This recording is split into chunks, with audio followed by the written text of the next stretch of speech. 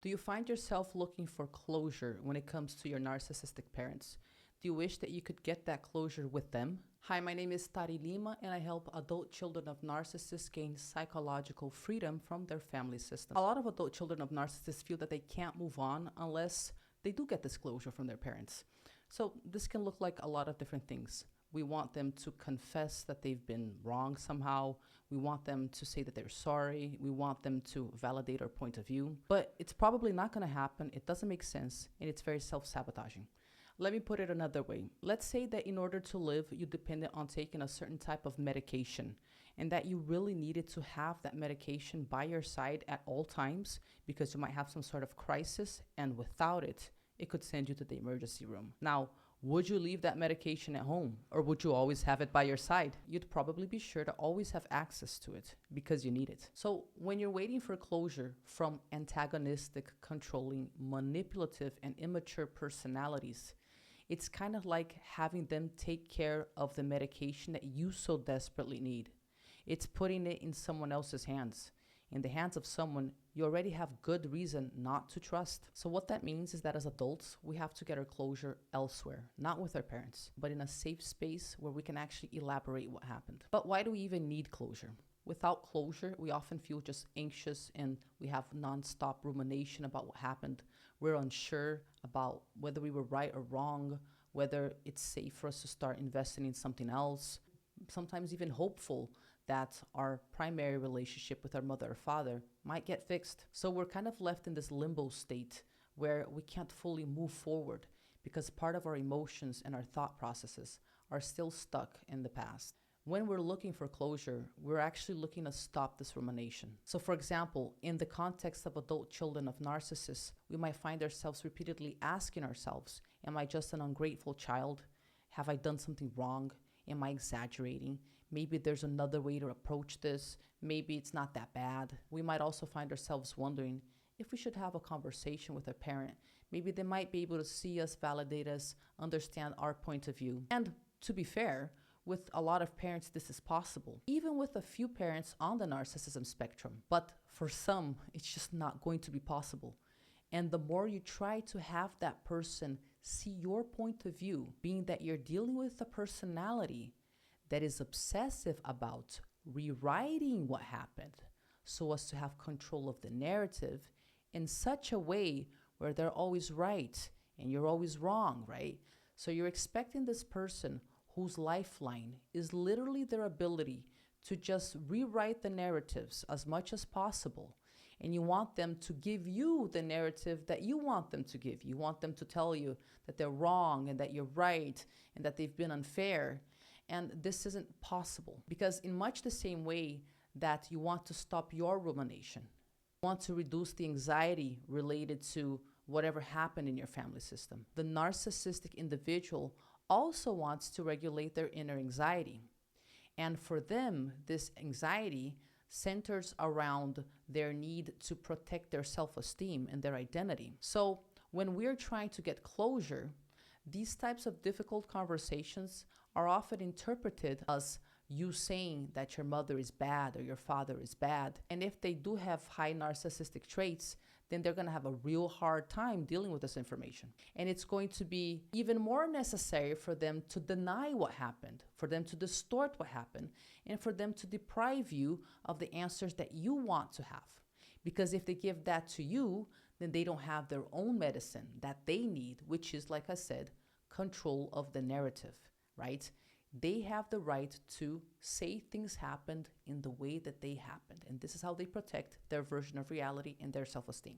You can't expect someone who needs the medication that you want to get from them in order to live to simply give this medication up to you and give you your closure. They need the narrative for their stories and their internal regulation, which means that you're going to have to process your issues and rewrite a new way of looking at life by yourself and also with the right kind of support. And this is going to include preferably a therapist or a coach that is actually well-versed in complex trauma and also personality disorders and toxic relationships. This might include maybe a community of like-minded people who are going through similar experiences. This might include you educating yourself on the subject. It might include some sort of habit change. You might need to maybe change your lifestyle in order to better support your mental health. But whatever you do, get that closure, reduce that anxiety, that rumination, elaborate what happened, and close that chapter in a safe space. Not exactly in that one place where you cannot get what you need. Another reason we might need closure or think that we need closure from our parents is that it might be a last-ditch effort to check whether there is any hope of things getting better. So oftentimes people will get in touch with me, or my patients will ask me, Tati, maybe I should just try having this one last conversation with my mom or my dad. And mind you, in situations where there is that type of possibility, I definitely stimulate them to do this.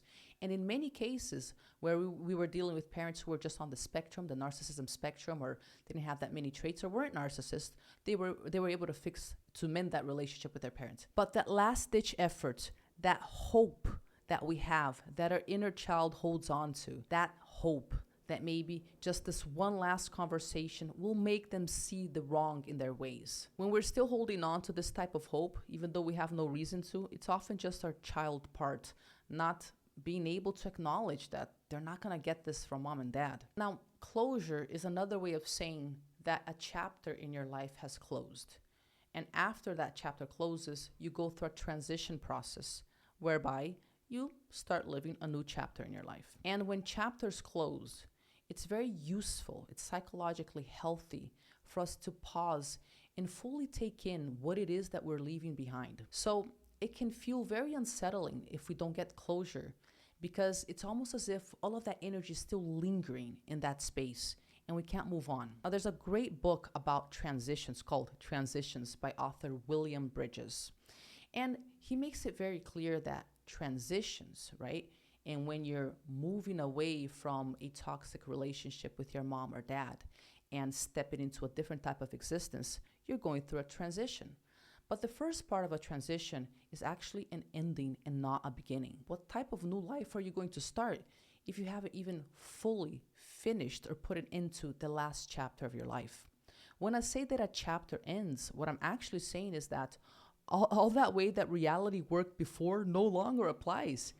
And you're going to have to come up with new rules and a new way of existing. Before we do that, we want to be clear on what no longer applies. It's hard to move on from a situation when you haven't burnt that bridge and you keep feeling enticed to go back. So what are you leaving behind? For adult children of narcissists, what they will leave behind often has got to do with unrealistic expectations, such as the expectation of being heard, of being taken seriously, of being loved the way that you would like to be loved, of being understood, or of having the person be interested in your life, in your personality, in your individuality. So you might need to leave behind these unrealistic expectations. You might also have to leave behind certain habits. For example, maybe you used to call your mom or your dad to talk about daily things, but those things were used against you later on.